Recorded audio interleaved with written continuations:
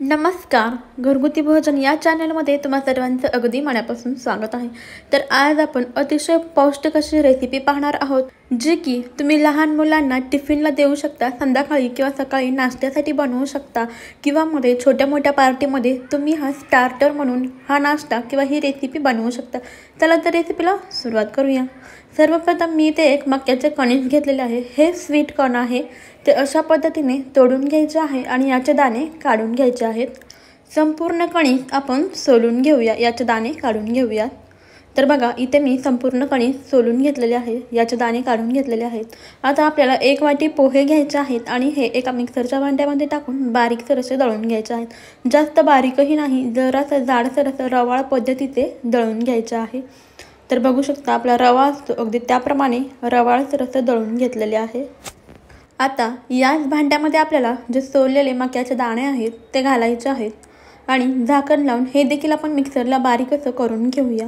तर बघा, इथे मका देखील आपण बारीकसर अशी दळून घेतलेली आहे. यामध्ये अजिबात पाणी वापरलेलं नाही. मक्यामध्ये ऑलरेडी भरपूर प्रमाणामध्ये मॉइश्चर असतं. फक्त मकाच आपण या पद्धतीने वाटून घेतलेली आहे. आता आपल्याला यामध्ये टाकायचा आहे बारीक चिरलेला कांदा, बारीक चिरलेली सिमला मिरची म्हणजेच आपली ढोबळी मिरची, बारीक चिरलेली कोथिंबीर, थोडीशी हळद घालूया. त्यानंतर थोडंसं लाल तिखट आणि जी आपण पोह्याची पावडर बनवून घेतली होती ती टाकायची आहे. पूर्ण नाही टाकायची, 2-3 चमचे शिल्लक ठेवायचे आहेत. यानंतर त्यामध्ये टाकूया 2 चमचे बेसन पीठ, 1 चमचा रवा आणि चवीनुसार मीठ टाकून घेऊयात आणि हे सर्व एकजीव असे मिक्स करून घेऊया.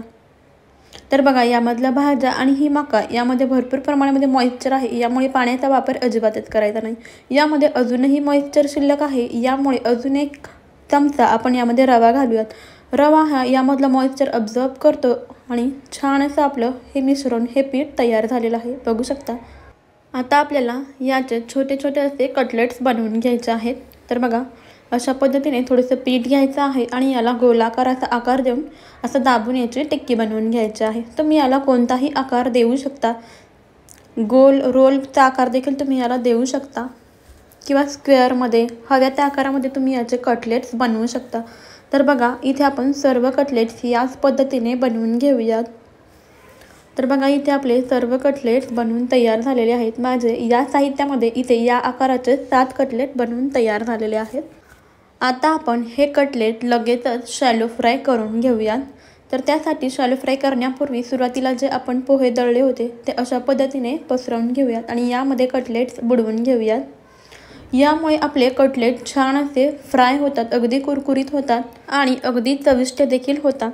तर अशाच प्रकारे आपण सर्व कटलेट्स यामध्ये बुडवून घेऊयात. तर सर्व कटलेट आपले बनवून छान असे रेडी झालेले आहेत. लगेचच आपण शॅलो फ्राय करूया. त्यासाठी तव्यावरती आपण असं तेल टाकून गरम करून घेऊयात. आता गरम झालेल्या तेलामध्ये लगेचच सगळे कटलेट्स ठेवून देऊया. तुम्ही हे कटलेट डीप फ्राय देखील करू शकता, पण तुम्हाला जर अधिकच पौष्टिक खायचं असेल तर शॅलो फ्राय नक्की करा. वरून साईडने आपण तेल सोडून घेऊया आणि 4 ते 5 मिनटं असेच हे मीडियम गॅसवरती शॅलो फ्राय करून घेऊयात. तर बघा, 4 मिनटं झालेली आहेत आणि लगेचच आपण हे पलटवून घेऊया. बघू शकता, खालच्या बाजूने अगदी मस्त असे कुरकुरीत हे भाजले गेलेले आहेत, फ्राय झालेले आहेत. लगेचच आपण दुसरी बाजू देखील छान अशी फ्राय करून घेऊया. पलटल्यानंतर साईडने देखील थोडंसं तेल सोडून घेऊ आणि छान असे हे सर्व कटलेट्स फ्राय करून घेऊया. तुम्हाला एक निवेदन आहे की चॅनलला सबस्क्राईब केले नसेल तर नक्की सबस्क्राईब करा, सोबतच बेल आयकॉन देखील प्रेस करा. तर बघा, दोन्ही बाजूनी हे कटलेट छान असे आपले फ्राय झालेले आहेत. बघू शकता, अगदी कुरकुरीत असे दिसत आहेत. मस्त, अगदी कमीत कमी तेलाचा वापर होतोय. तर बघा, आपले सर्व कटलेट छान असे इथे फ्राय झालेले आहेत. मी तुम्हाला एक कटलेट तोडून दाखवते, अगदी गरमागरम. बघा, बाहेरून छान असा कुरकुरीत झालेला आहे आणि आतून असा सॉफ्ट झालेला आहे. हे तुम्ही टोमॅटो सॉससोबत खाऊ शकता, तसेच आवडत्या चटणीसोबत देखील खाऊ शकता किंवा असेच खाल्ले तरी देखील छान लागतात. तर पहा, अगदी झटपट होणारी 10 ते 15 मिनिटांमध्ये तयार होणारी ही रेसिपी आहे. तर 31 डिसेंबर येतोय, त्यासाठी तुम्ही स्टार्टर म्हणून ही रेसिपी नक्की बनवू शकता. लहान मुलांना टिफिनमध्ये देऊ शकता, सकाळी किंवा संध्याकाळच्या नाश्त्यासाठी जरूर बनवू शकता. यामध्ये आपण अजिबातच ब्रेड वापरलेला नाही किंवा मैदा, तसेच कॉर्नफ्लोअर काहीही वापरलेलं नाही. अगदी झटपट असं बनवलेलं आहे आणि घरगुती साहित्यामध्ये बनवलेलं आहे. यामुळे हे अधिकच पौष्टिक आहे. लहान मुलांसाठी देखील नक्कीच खूपच पौष्टिक आहे. त्यामुळे ही रेसिपी रेसिपी नक्की ट्राय करा आणि सर्वात महत्त्वाचं म्हणजे आपल्या चॅनलला सबस्क्राईब करा, सोबतच बेल आयकॉन देखील प्रेस करा. चला तर मग भेटूया अशाच पुढच्या छान अशा रेसिपी.